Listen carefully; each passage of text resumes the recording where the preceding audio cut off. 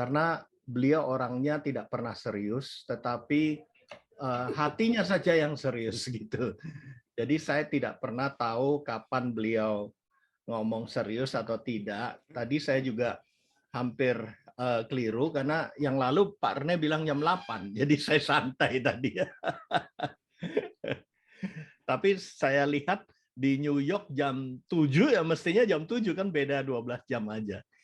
Jadi ya itulah Pak Rene yang memang apa ya, kalau saya ngobrol sama beliau itu tidak pernah apa ya, terlihat susah atau stres ya.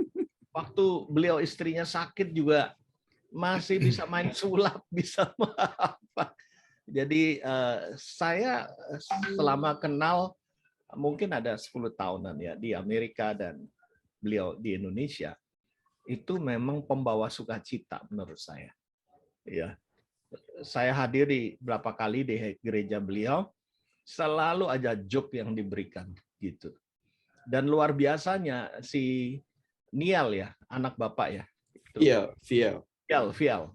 Itu bisa nurun sama itu bapaknya Bu gitu. Luar biasa itu. Jadi jadi ya, tapi saya lihat satu kali. Kalau dia main gitar baru serius itu. Soalnya mungkin takut salah. Tapi kalau enggak ya modelnya kayak begini nih. Dan betul saya bersahabat, saya mau dibawa beliau kemana saja karena ya seorang sahabat di dalam Kristus itu pasti ada manfaatnya. Seperti hari ini saya dibawa kenalan dengan Bapak Ibu yang dikasih Tuhan.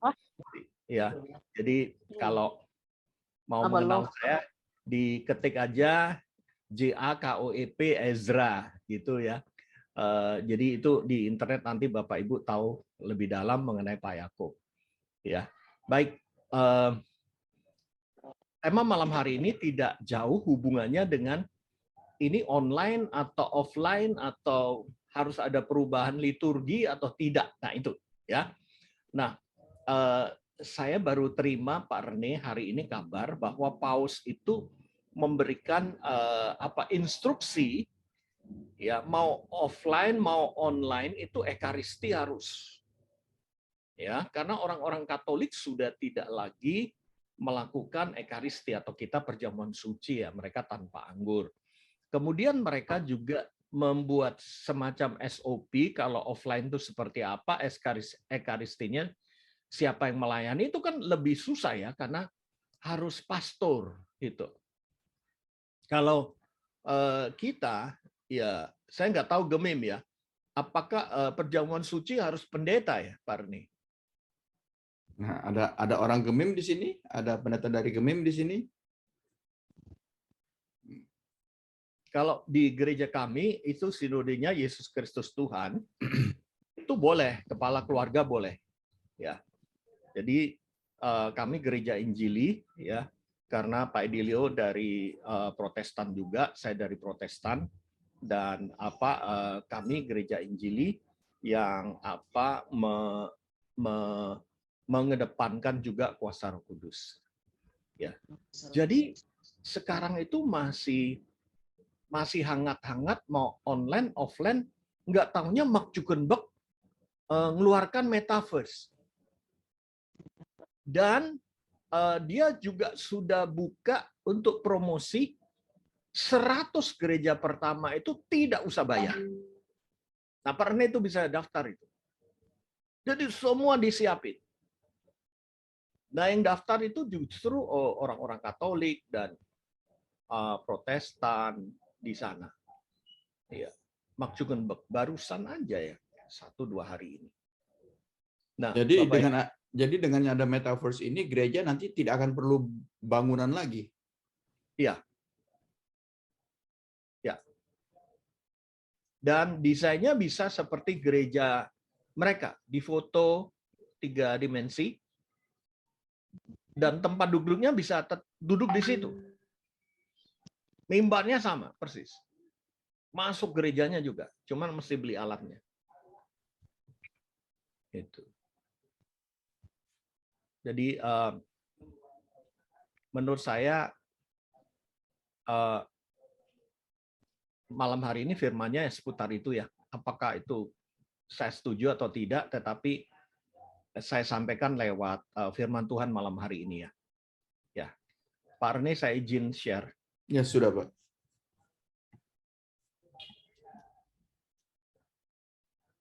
Khusus untuk sahabat saya Pak Rene, saya kasih yang terbaik dari seri khotbah saya.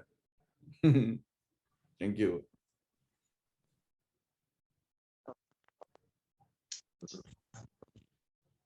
Spiritual bukan. Ya nanti boleh diambil. Ya saya sengaja kasih gambarnya ini bukan apa ya, ritual orang Kristen ya. Ini kayak yoga, semedi, bukan. Jadi spiritual bukan ritual. Ya.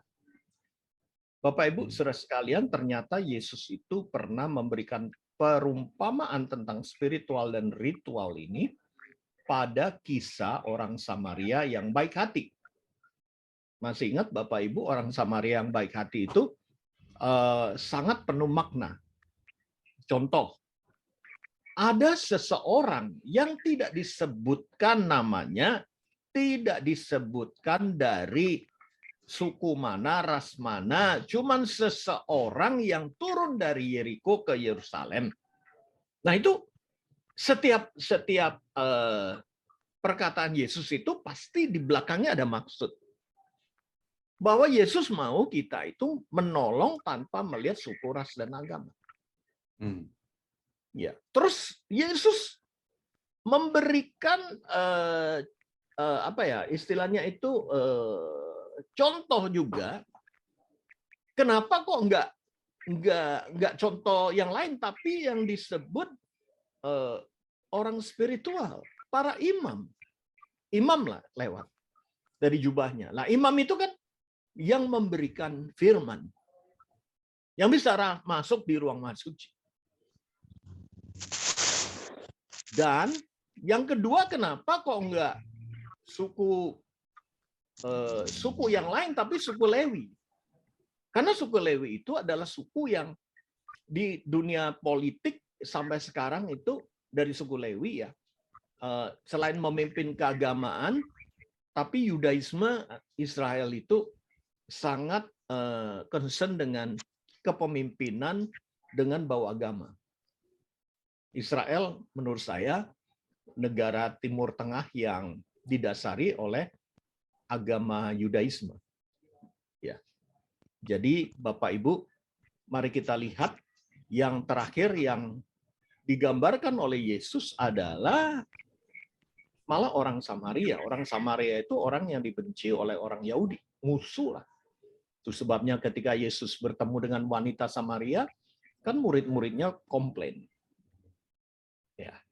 Kenapa demikian? Nah, itu mari kita lihat dalam sebuah video berikut, dan sekali lagi materi ini nanti saya serahkan kepada hambanya Pak Rene dan Anda bisa mendapatkannya juga.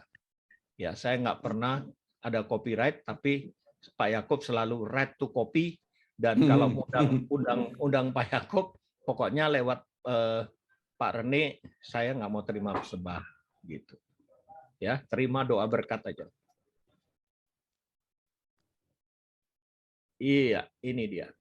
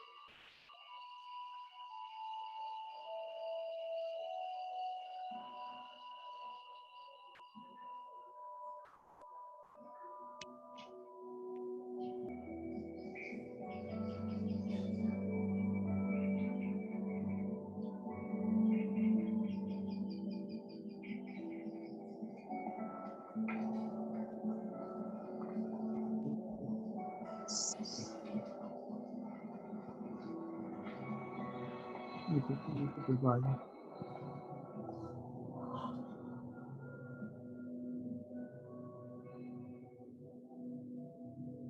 Menolong tanpa melihat.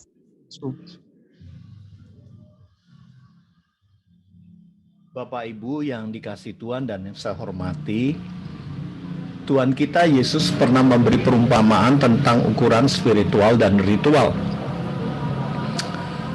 Kita fokus pada eksegesis di Lukas 10, 36, 37. Siapakah di antara ketiga orang ini menurut pendapatmu adalah sama manusia? Dari orang yang jatuh ke tangan penyamun itu. Ya, tadi saya katakan bahwa orang yang jatuh di tangan penyamun itu, kalau Bapak Ibu baca, tidak ada keterangan yang detail. Artinya kita boleh menolong siapa saja. Bahkan mungkin dari kepercayaan yang berbeda. Lalu jawab orang itu, orang yang telah menunjukkan belas kasihan, dalam bahasa Yunaninya poio eleos, atau tindakan kasih. Tindakan kasih. Di situ bukan hanya belas kasihan secara perasaan, tapi tindakan kasih kepadanya. Kata Yesus kepadanya, pergilah dan perbuatlah. Nomoios, atau tirulah, lakukan yang sama, demikian. Bapak Ibu, ini memang sebuah perumpamaan, tapi dengan latar belakang dan maksud yang dalam sekali. Ya, kenapa demikian? Mari kita lihat. Ya, mari kita lihat pemahaman ya yang disebut imam dan Lewi itu adalah perwakilan ritual, karena para imam itu adalah ahli Taurat atau pengajar firman seperti saya, Pak Rene, dan para pendeta yang hadir pada malam hari ini, pagi hari ini di New York. Ya. Dan orang Lewi adalah penyembah, worshiper, atau pelayan dekat Tuhan. Bahkan juga yang memimpin strategi politik di pendidikan umum. Nah, Bapak Ibu, kenapa bisa disebut ritual? Karena imam dan Lewi adalah orang-orang pilihan Tuhan untuk melayani umat dan bait Allah yang terikat dengan hukum mitzvot. Mitzvah. Ada 613 ditambah 7 yang wajib. Nanti kita lihat 6-nya saja. Imam bertugas meneliti Taurat dan mengajar aplikasinya serta hukum-hukum Allah. Kaum Lewi selain bertugas di bait Allah juga dipercayakan strategi politik dan pendidikan umum. Jadi secara eksegesis sekali lagi, latar belakang daripada perumpamaan Yesus ini bisa ditafsirkan ini orang-orang yang memegang teguh mitzvot atau ritual agama Yahudi atau pengajaran moral yang tidak boleh diabaikan dan menjadi ukuran orang baik di Israel. Nah, mari kita lihat. Secara jabatan mereka wajib, ya, hukumnya wajib melakukan tanggung jawab ritual dan mempunyai 6 mitzvot yang saya pilih, yang terus-menerus dan konstan berlaku sepanjang waktu. Jadi totalnya ada 620, tetapi ada 7 mitzvot, ya. Saya ambil yang sering dan harus itu 6. Dilakukan setiap hari dalam hidup mereka. Yang lain itu hari-hari tertentu. Ya, kalau di MUI itu fatwa mungkin. Ya. Yang pertama, percaya kepada Allah dan bahwa Ia menciptakan segala sesuatu. Tidak masalah ini. Mereka bisa. Kenapa? Nggak kelihatan. Ya. Kedua, tidak percaya kepada apapun selain Allah. Ini juga tidak masalah. Kenapa? Tidak kelihatan juga pada orang lain. Betul? Yang ketiga, percaya bahwa Allah itu esa, berdaulat penuh. Ini juga tidak masalah karena tidak kelihatan. Takut dan hormat kepada Allah dalam menjalankan ritual itu juga tidak akan terlihat sikap hatinya. Nah, yang kelima ini. Mengasihi Allah dengan perbuatan nyata pada sesama, itu yang dilanggar, dan itulah perumpamaan Yesus orang Samaria yang baik hati untuk menjustifikasi, karena yang bertanya itu orang-orang Farisi juga, ahli Taurat juga. Ya, tujuan ditulis orang Samaria baik hati itu untuk menegaskan apakah kamu sudah melakukan mitzvot yang kelima ini, mengasihi Allah dengan perbuatan nyata pada sesama, tapi dengan cara yang halus sekali. Dan tidak mencari kepuasan hati dan kepuasan mata.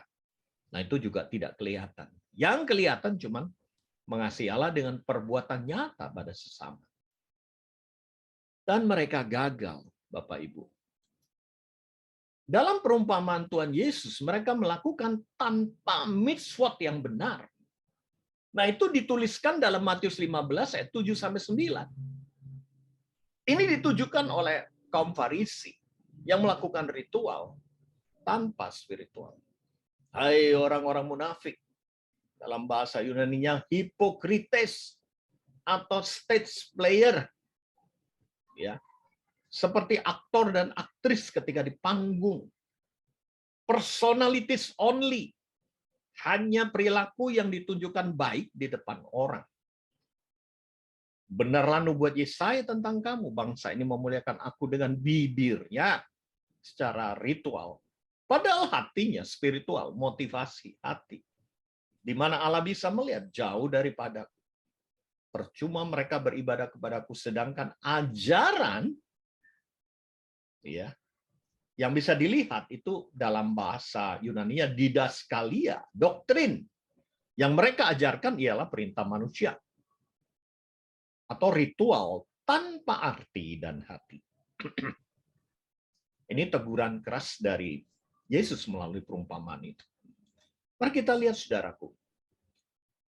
Orang Samaria yang baik hati itu sebetulnya orang Samaria yang dibenci oleh orang Yahudi. Kenapa? Ternyata orang Samaria adalah penduduk wilayah Palestina bagian utara yang dulunya menjadi wilayah kerajaan Israel Utara.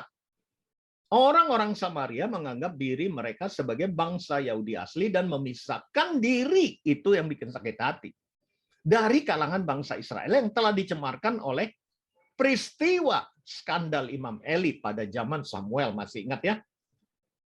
Ya, Imam Eli yang anaknya Hofni dan Pinehas yang makan persembahan, kemudian meniduri gadis-gadis di Bait Allah. Dan Imam Eli karena kegemukan juga akhirnya jatuh dengan leher yang patah. Orang-orang Samaria tidak mengakui Yerusalem sebagai tempat ibadah utama, melainkan mendirikan bait suci menjadi pusat peribadahan mereka di dekat Gunung Gerizim. Gunung Gerizim mereka anggap sebagai tempat suci pilihan Allah, dan disitulah mereka menyelenggarakan ibadah mereka sendiri.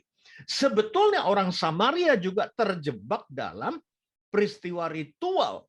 Sehingga kalau Bapak Ibu ingat, ya, perempuan Samaria itu ditegur oleh Tuhan Yesus karena menyembah gunung batu Gerizim. Semula mungkin tidak, tetapi akhirnya mereka juga menyembah gunungnya yang kelihatan.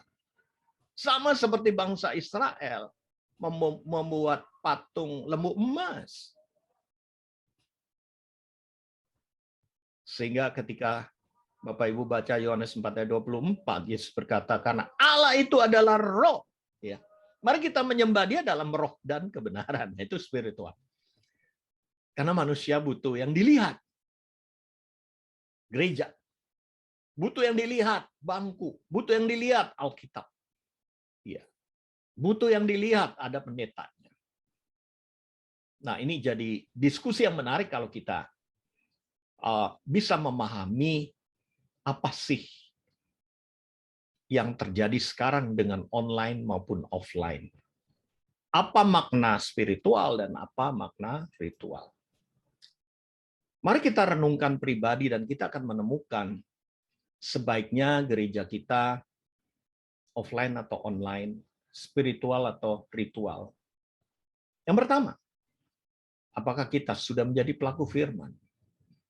Atau dalam bahasa aslinya poites, performer, teladan hati dan perbuatan selaras, berintegritas, walk the talk. Sesuai dengan Yakobus 1 ayat 22. Tetapi hendaklah kamu menjadi pelaku firman dan bukan hanya pendengar saja. Sebab jika tidak demikian, kamu menipu diri sendiri. Bapak Ibu, kita tahu Yakobus adalah adik kandung lain Bapak dari Tuhan kita Yesus Kristus. Ya. Dan Yakobus atau disebut James tidak pernah mau percaya bahwa kakaknya itu adalah Tuhan.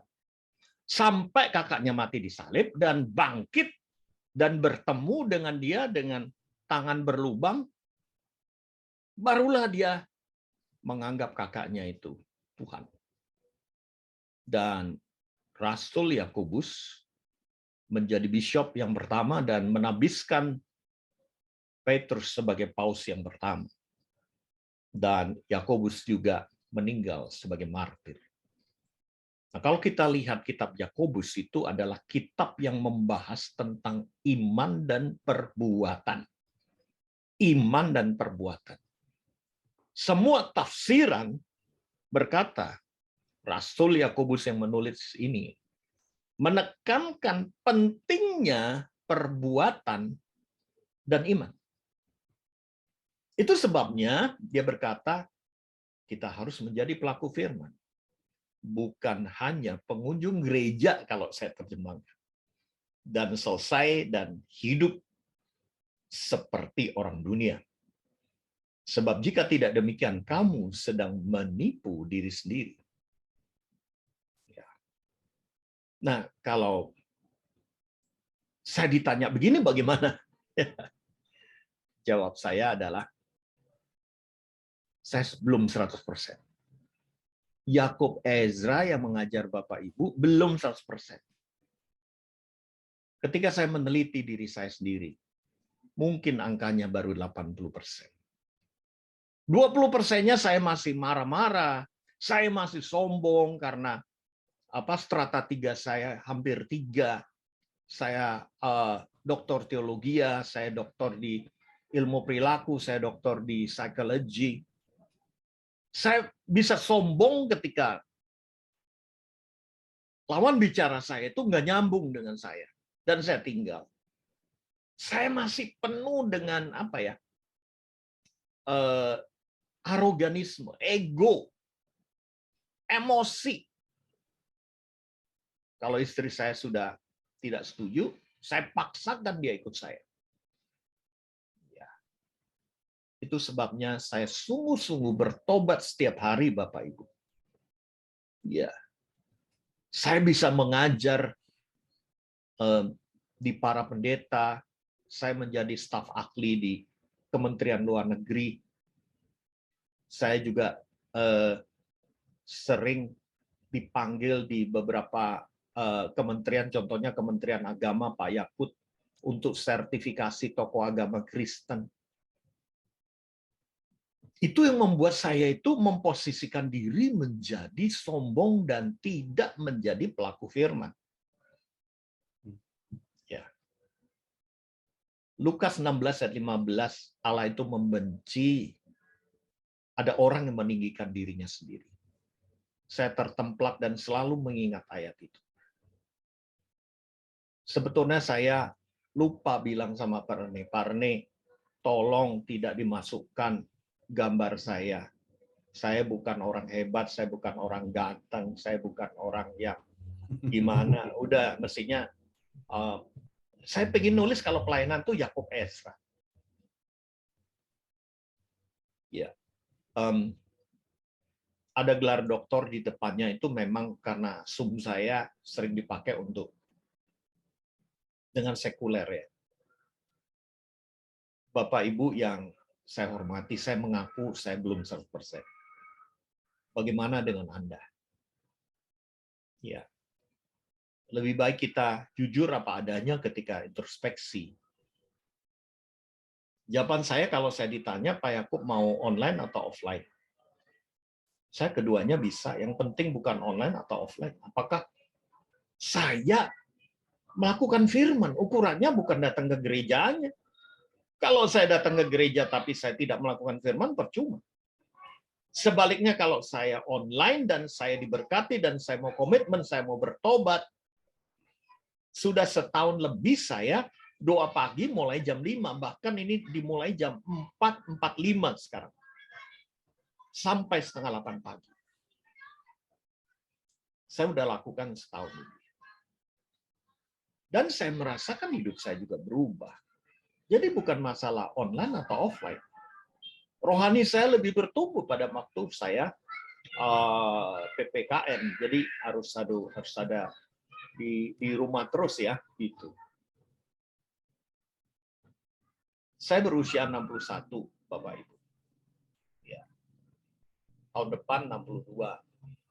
Saya tidak tahu apakah 70 yang kata Alkitab kita harus ulang ya. Berarti tinggal berapa tahun lagi.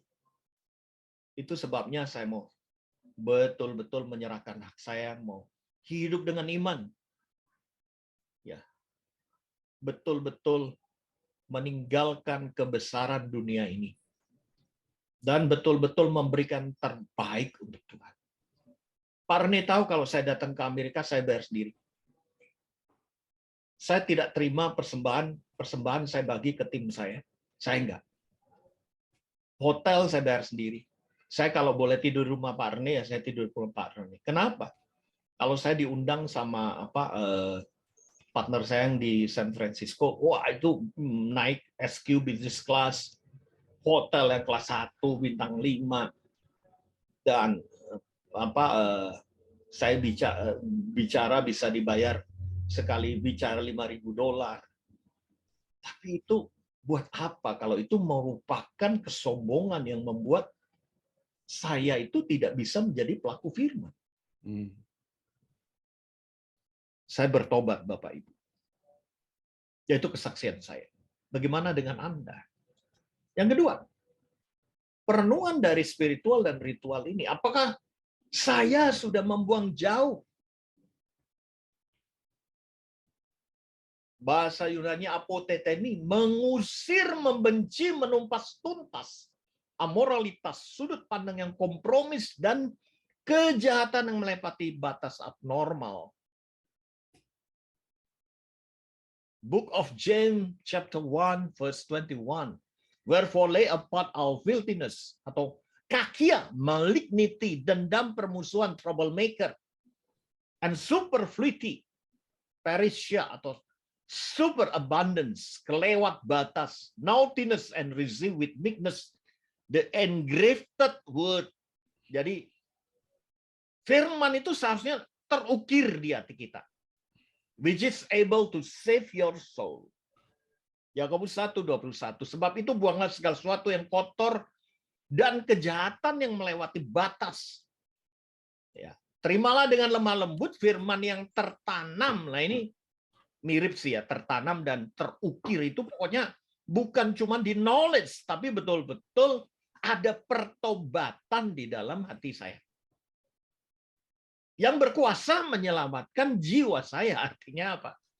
Saya kalau di GKI saya memang Calvin ya, sekali selamat. Tapi kalau membaca ini artinya saya tidak mengerjakan keselamatan itu, saya bisa menyangkal Yesus karena kebesaran keuangan, karena pengaruh.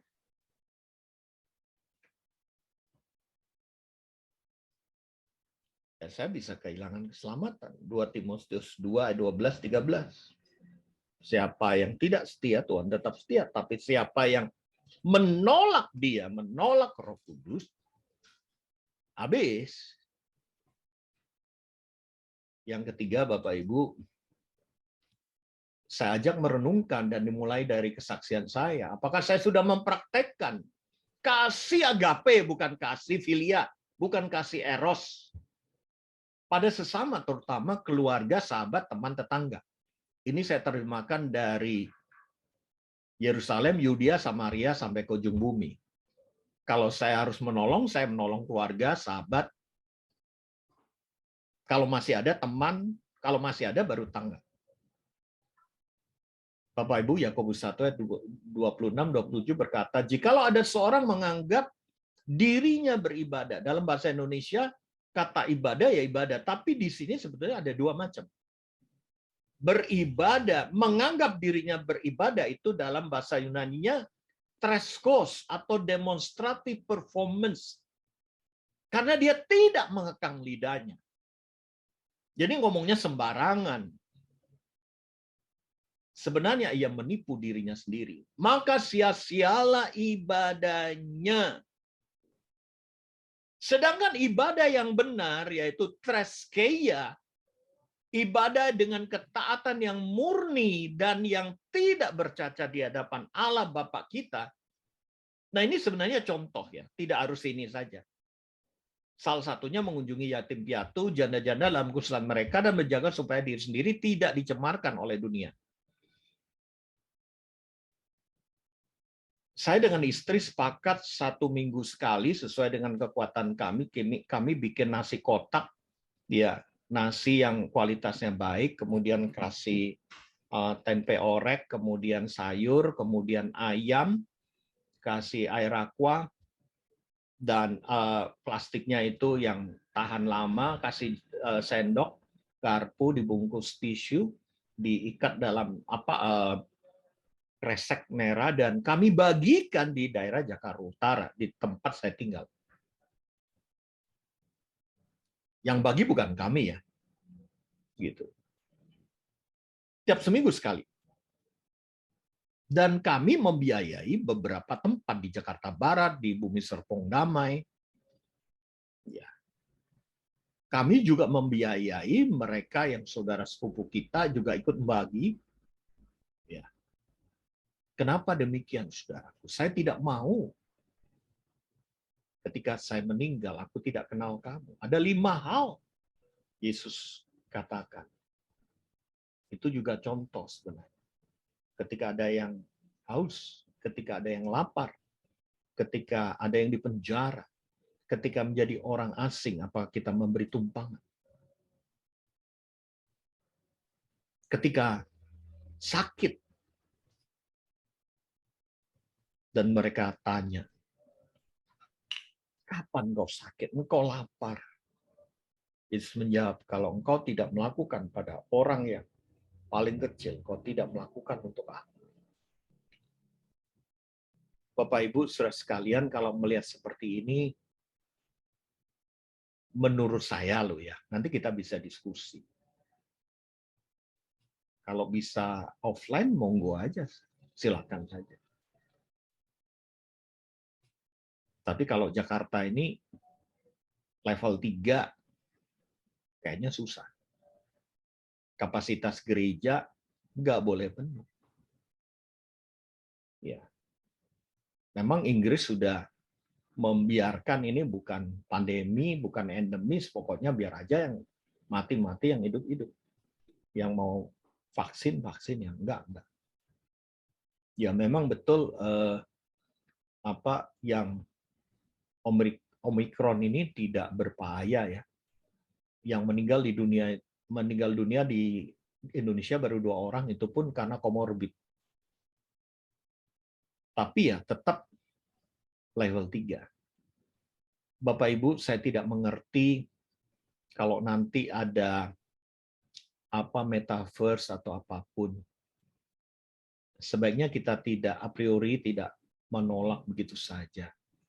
Karena milenial pasti udah maunya begitu. Kalau kita nggak mau, kita kehilangan anak-anak muda. Tapi saya belajar satu hal dari kehidupan Pak Rene hambanya. Dia bersahabat dengan orang baik, orang tidak baik. Ya, hamba Tuhan yang bertato, hamba Tuhan yang sudah jatuh.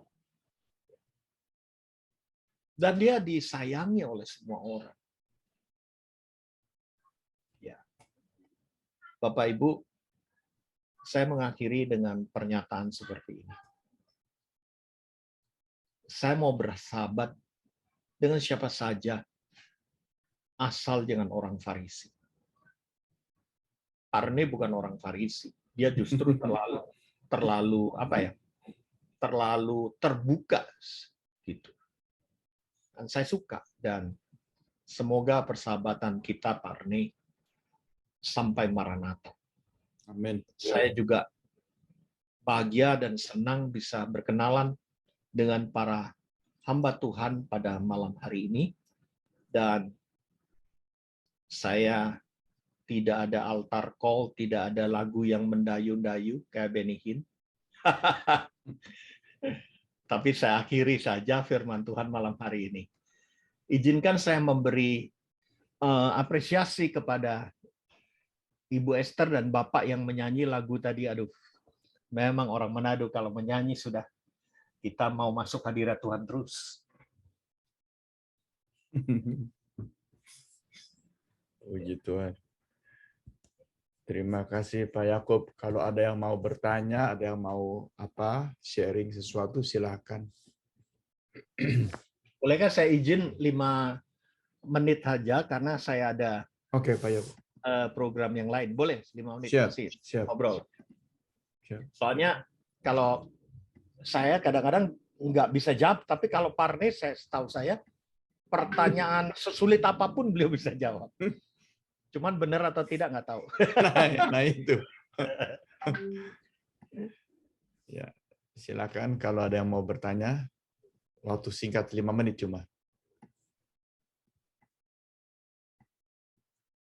Parne, saya mau bertanya nih. Ya, Pak. Kalau Parne metaverse gimana? Saya sementara mempelajari itu, Pak. Kalau memang keadaan memang mengizinkan untuk pakai metaverse dan sudah tidak mungkin lagi, karena tanpa metaverse kita jadi kehilangan jiwa, saya akan lakukan itu, Pak. Ya, milenial oke. Ya.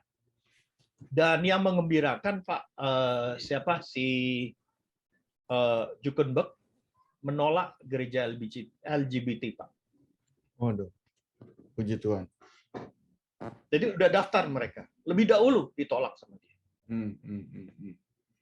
Puji Tuhan. Jadi mungkin ada Bapak Ibu yang masih belum familiar sama metaverse ini.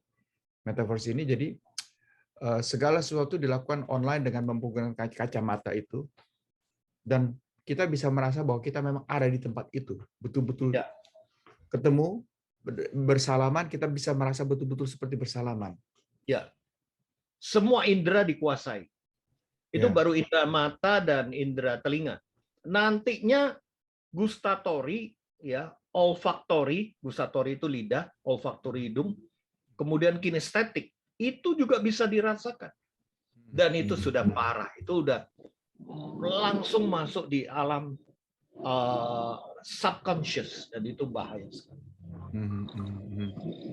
Kalau orangnya tidak punya iman ya, gitu. Wow.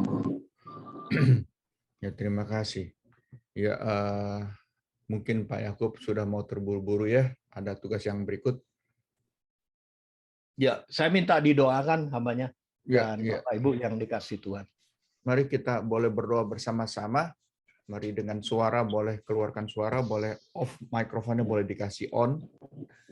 Jangan mute, kita doa untuk Pendeta Yakub Ezra bersama-sama serempak. Mari. Bapak, kami datang menghadap hadirat-Mu. Berterima kasih Tuhan untuk hamba boleh diperkenalkan dengan Pendeta Yakub yang selalu siap untuk melayani Engkau tanpa pandang di mana kepada siapa. Yang penting tujuan dari firman Tuhan, the gospel disampaikan. Terima kasih Tuhan. Kami mohon berdoa untuk istri Pak Yakub diberikan kesehatan sepenuhnya Tuhan. Sudah Pak Yakub menghadapi hal-hal yang sangat sulit di masa lalu. Tapi Tuhan dengan kasih karunia-Mu sedikit demi sedikit sudah mulai menghilang dan ibu kembali normal. Terima kasih Tuhan. Kami berdoa untuk pelayanan Pak Yakub, dipakai Tuhan dengan semakin luar biasa, orang-orang diselamatkan, orang-orang menjadi dekat dan takut akan Tuhan. Kesehatan Pak Yakub dan keluarga akan terima sepenuhnya untuk kemuliaan nama Tuhan. Berkat rohani, kedekatan dengan Engkau untuk kemuliaan nama-Mu. Berkat materi diterima Pak Yakub dengan melimpah untuk memberkati orang-orang yang membutuhkan dan untuk memberkati hati-Mu Tuhan. Terima kasih Bapa di surga. Dalam nama Yesus kami berdoa. Amin. Amin.